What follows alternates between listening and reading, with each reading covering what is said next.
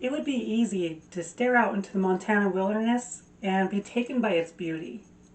Gorgeous lake and mountainside views draped beneath a breathtaking sunset? What could be better? The forests go on in every direction, and untouched rivers slither through the rugged terrain.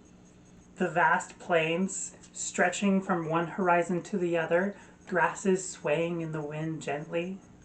There's a sense of serenity in the air that most other places just don't have. But not everything is as safe or as peaceful as it seems. Is it the bears? I bet it's the bears. Oh, there are more than just bears in these woods. Oh, like wolves. Or something much more frightening. Hey lore lovers, welcome back to another video of Tara's Tales. And today I'll be taking you to Montana to talk about one of the most fearsome and unknown monsters lurking in the Rocky Mountains. We've all seen the Jack Link's commercials with Sasquatch, Tara. Everybody knows about Bigfoot. I'm not talking about Bigfoot. I'm talking about what's been referred to as the Beast, the Rocky Mountain Hyena, Ringdocus or Ringdocus, and more recently, the creature of Macomb County.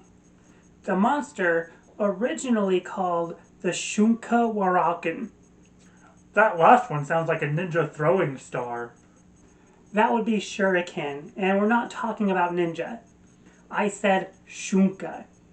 The Shunka Warak'in actually comes from the Iowa tribe, from the words Shunka Warak'in. So, pretty close.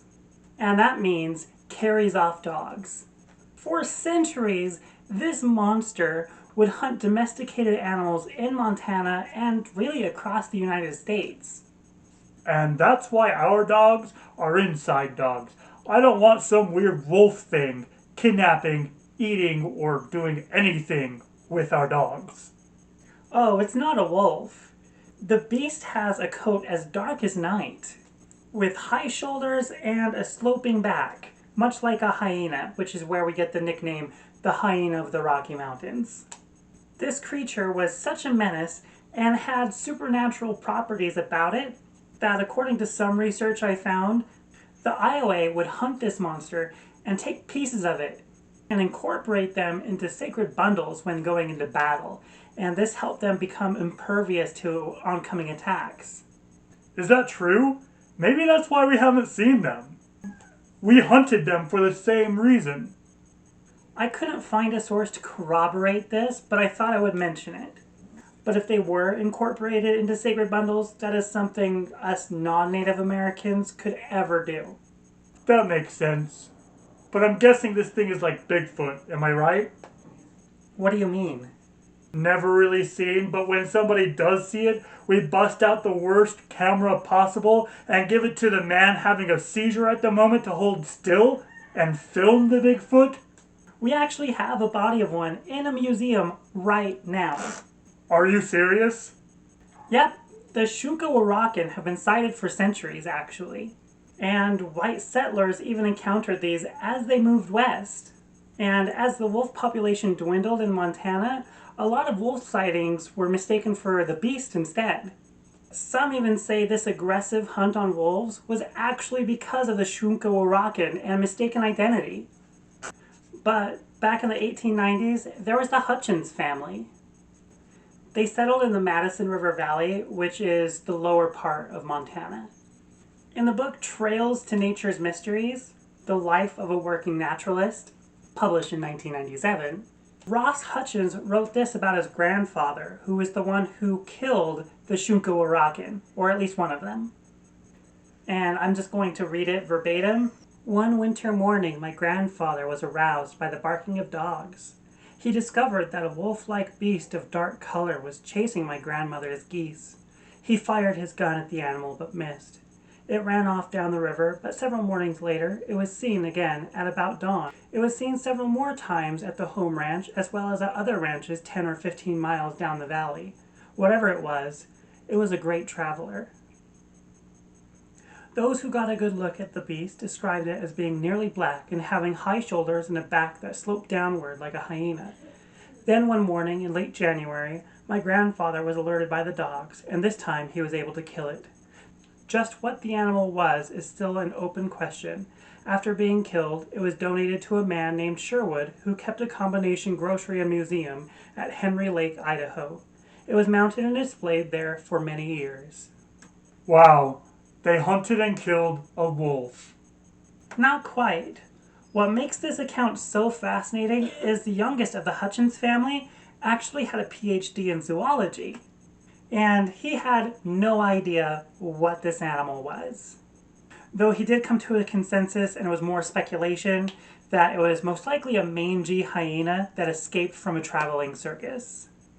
The body of the now stuffed beast did eventually go missing, but was found by another heir of the Hutchins family, Jack Kirby, in 2007, where it was then put on display in another museum.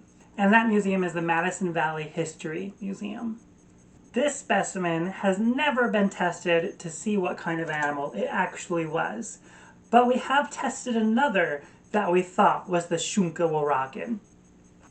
In December 2005, a strange wolf-like creature started killing livestock again. And this was across the Macomb, Garfield, and Dawson counties of Montana, and that's where we got the name, the creature of Macomb County. By 2006, it had this moniker, and it was getting attention from news sources outside of Montana, including USA Today. By this time, it had killed over 120 livestock, and people were getting a little desperate on getting a resolution. But on November 2nd, 2006, the Montana Wildlife Service claimed they shot and killed the culprit. Although it was thought to be a wolf, this creature did not have any characteristics of wolves in the area. This one even had yellow or orange fur, which did not match anything we knew of Shunka Warak'in or wolf. I mean, the Shunka Warak'in, if you remember, has dark, even almost black fur. Wolves in the area of Montana have gray or black, so definitely doesn't match. So a DNA test was performed on this specimen. And much to people's dismay, it was not the Shunka Warak'in.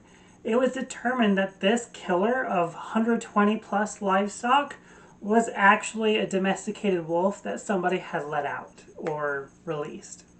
And though the killings have slowed down, some still believe the Shunka Warak'in is out there, preying on whatever it can find and lurking in the Montana wilderness. Wait, so they've tested that one, but not the one that's been on display claiming to this beast for well over several decades? Yep, and so the mystery continues. So I have a question for you, lore lovers. Do you believe in the Shunka Warak'in? What was it that the Hutchins family killed? Is the creature of Macomb County a loose domesticated wolf, or was it a cover-up by the Montana Wildlife Service?